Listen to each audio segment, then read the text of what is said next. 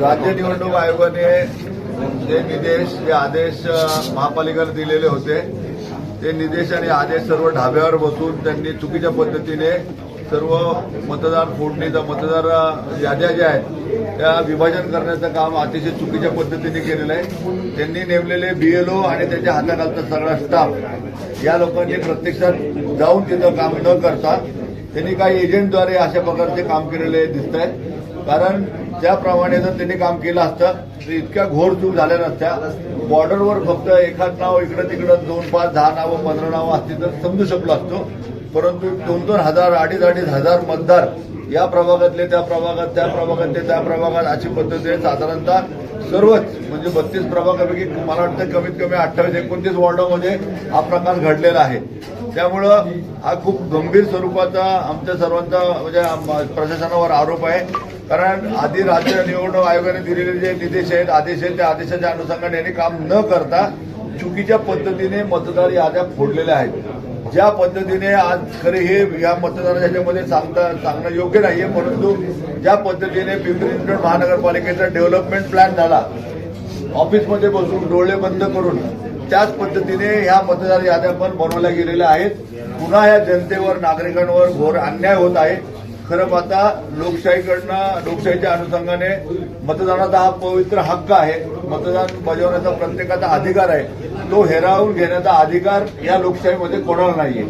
आणि महापालिकेने एवढी मोठी घोडचूक केलेली आहे. त्यामुळे त्यांनी त्या बॉर्डरवर जाऊन तशा प्रकारच्या मतदार याद्या फोडलेल्या नाहीयेत. एकाच वॉर्डातल्या मतदार फोडत असताना 3-3 प्रभागामध्ये टाकले गेले आहेत किंवा एका मतदार दुसऱ्या वॉर्डातल्या पण टाकल्या गेलेल्या आहेत. म्हणजे 1,500, 2,000, 2,500 असे दुबार नावं आहेतच आहेत. 95,000 पेक्षा जास्त दुबार नावं त्यामध्ये आलेली आहेत. मृत व्यक्तींची नावं अनेक वेळा फॉर्म भरून दिले, मृत्यूचे दाखले लावून दिलेले आहेत, तरी सुद्धा ती नावं कमी झालेली आहेत. दुसरी गोष्ट अशी पण आहे त्यामध्ये की समजा एखाद्या मतदारसंघामध्ये 54,000 नावं आहेत समजा मतदार आहेत तर 54,000 मतदारापैकी त्यातले काहीतरी 2-2.5 हजार मतदान त्या प्रभागातले जुने जे लोक गेले 25-30 वर्ष मतदान करतात अशा लोकांची नावं तिथनं गायब करून दुसरे 2-2.5 हजार नावं टाकून मात्र संख्या तिथं एकसारखी दाखवण्याचा प्रयत्न तिथं केलेला आहे. हे सर्व हेतुस्पर्धेवर केले का ही पण शंका निर्माण होत आहे. परंतु हे सर्वच वॉर्डामध्ये झालेलं आहे. त्यामुळं ह्याचा फायदा कुठल्या विशिष्ट राजकीय पक्षाला होणार आहे का नाही तर हा खरं पाहता मतदाराचा हक्क हिरावून घेण्याचा प्रकार आहे. मतदानावर खरं पाहता त्यांचा एक फंडामेंटल राईट जो आहे तो फंडामेंटल राईट हिरावून घ्यायचा कोणाला अधिकार नाहीये. त्यामुळं प्रशासनाने केलेली जी चूक त्यांनी स्वतः केली आहे ती त्यांनी दुरुस्त करावी. त्या व्यतिरिक्त त्यांनी फक्त 7 दिवसाचा अवधी दिलेला आहे आणि 7 दिवसाचा अवधी देत असताना त्यांनी हार्ड कॉपी दिलेल्या आहे. हार्ड कॉपी देत असताना खरं पाहता एक विक्री करण्याचा आणि पैसे गोळा करण्याचं काम महापालिकेने केलेलं दिसतंय. सॉफ्ट कॉपी जर दिली असती किंवा जे PDF अवेलेबल केलेले आहे त्या PDF मध्ये सर्च इंजिन नाहीये त्यामध्ये त्याला नाव आपलं सर्च करता येत नाही. आता त्यांचं म्हणणं असं आहे की त्यांनी आपल्या महाराष्ट्र शासनाच्या वेबसाईटवर जावं आणि त्या वेबसाईटवरनं लिंक घ्यावी आणि त्या लिंकवरनं नाव शोधावं. त्या लिंकच्या अनुषंगाने समजा नाव शोधत आलं तर योगेश भोल हे नाव दिसू शकतं. योगेश भोलचं नाव पिंपरीमध्ये दिसेल, त्याचा काहीतरी क्रमांक दिसेल, परंतु तो क्रमांक आणि पिंपरी मधलं नाव तो संत तुकाराम नगरच्या 20 प्रभागामध्ये कसा येणार, त्याचा सिरियल नंबर कसा असणार आहे हे आयुक्तांनीच आम्हाला शोधून दाखवावं. त्यामुळं अशा पद्धतीची घोडचूक केलेली आहे. त्याला सर्च इंजिन पण दिलेले नाहीये, नाव सर्च करण्याची सुविधा पण दिलेली नाहीये. त्यामुळे ते आता म्हणतात की तुम्ही महाराष्ट्र शासनाच्या वेबसाईटवर जा, त्यांनी पण काय होणार नाहीये. आणि एकदा सुशिक्षित माणूस आपल्या घरात बसून, कारण टेक्नॉलॉजी एवढी ऍडव्हान्स झालेली आहे, ऑनलाईन सगळी कामं होत आहेत. लोक ऑनलाईन बसून घरी बसून काम करतायत. हप्त्यातनं 1-2 दिवस कामाला जातात. म्हणजे आज ज्या वेळेला मीडिया असेल किंवा टेक्नॉलॉजी एवढी ऍडव्हान्स असताना अशा पद्धतीचं गलिच्छ काम महापालिका करते हे दुर्दैव आहे. तर महापालिका होती त्याच्या सॉफ्ट कॉप्या व्यवस्थित द्यायला पाहिजेत. आणि दुसरी गोष्ट त्याला बाकी सर्व गोष्टीच्या मतदाराला सहजरित्या आपलं नाव कुठं आहे शोधता यायला पाहिजे. जर काय त्रुटी झाली असेल तर ती त्रुटी त्याला दूर करता यावी.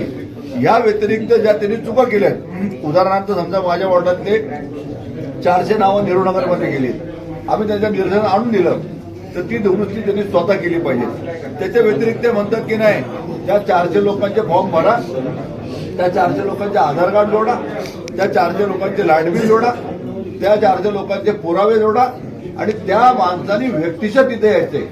आता हे कसं शक्य सांगा तुम्ही मला, या 7 दिवसामध्ये कोण शोधणार, कोणाला माहितीये. जो मतदार राजा गेले 25 वर्ष मतदान करतोय त्याचं नाव अचानक काय होणं कसं होऊ शकतं, ते कोण करू शकतं, ते कोणाला तो अधिकार आहे.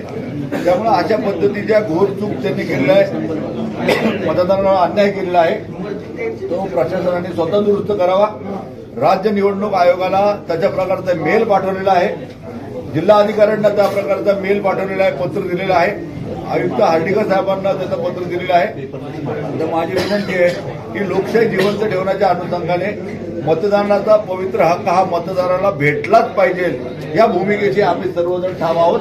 आणि त्यासाठी आम्ही आज ही पत्रकार परिषद घेतलेली आहे. या पत्रकार परिषदेमध्ये सर्व वाहिनींना, सर्व मीडियाला, सर्व प्रिंट मीडियाला, सर्व पत्रकारांना नम्र विनंती आहे की आपण मतदारांना जागृत करावं, मतदारांना पण आवाहन करावं की तुम्ही त्यांचं नाव, आपलं नाव आपापल्या यादीमध्ये शोधून घ्यावं. नसेल नाव सापडत तर त्या भागातल्या प्रतिनिधीशी त्यांनी संपर्क साधावा आणि मतदानाचा पवित्र हक्क बजावण्याच्या अनुषंगाने त्यांनी या मतदार यादीमध्ये जाऊन आपण नाव आपलं आहे का नाही व्यवस्थित पाहावं आणि त्याच्या प्रकारचा त्यांचं नाव पुन्हा त्यामध्ये येण्याच्या अनुषंगाने प्रयत्न करावे.